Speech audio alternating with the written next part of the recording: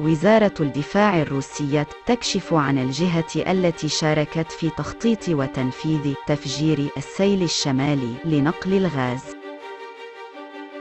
قالت وزارة الدفاع الروسية إن ممثلين عن البحرية البريطانية شاركوا في التخطيط وتنفيذ الهجوم الإرهابي في بحر البلطيق في 26 من سبتمبر الماضي لتخريب أنابيب السيل الشمالي 1 و2 لنقل الغاز.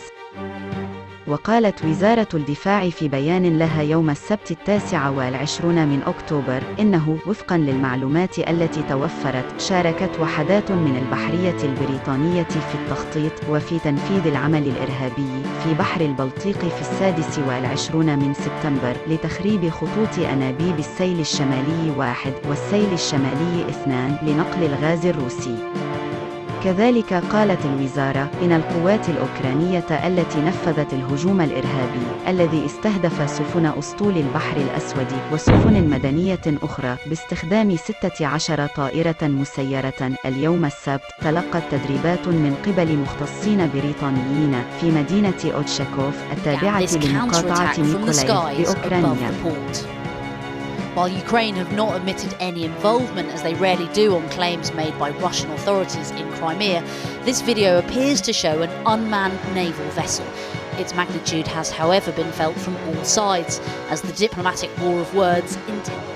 وتعرضت أنابيب نقل الغاز السيل الشمالي 1 والسيل الشمالي 2 يوم 26 سبتمبر الماضي إلى أعمال تخريبية تمثلت في تفجيرها وإخراجها عن الخدمة. وتمتد خطوط أنابيب السيل الشمالي أو نور ستريم من روسيا إلى ألمانيا عبر قاع بحر البلطيق وتمر بالمياه الاقتصادية للدنمارك وفنلندا والسويد. ووقعت الأعطال بالقرب من جزيرة بورنهولم الدنماركية. وفي أول رد فعل بريطاني وتعليقاً على هذا الاتهام اتهمت وزارة الدفاع البريطانية روسيا باختلاق القصة لإلهاء العالم عن حملتها العسكرية المتعثرة في أوكرانيا. وأضافت وزارة الدفاع البريطانية للانتقاص من أسلوب تعاملهم الكارثي مع الغزو غير القانوني لأوكرانيا تلجأ وزارة الدفاع الروسية إلى ترويج مزاعم كاذبة على نطاق ملحمي. هذه القصة المخترعة تقول المزيد عن الحجج الجارية داخل حكومة روسيا أكثر مما تقوله حول الغرب.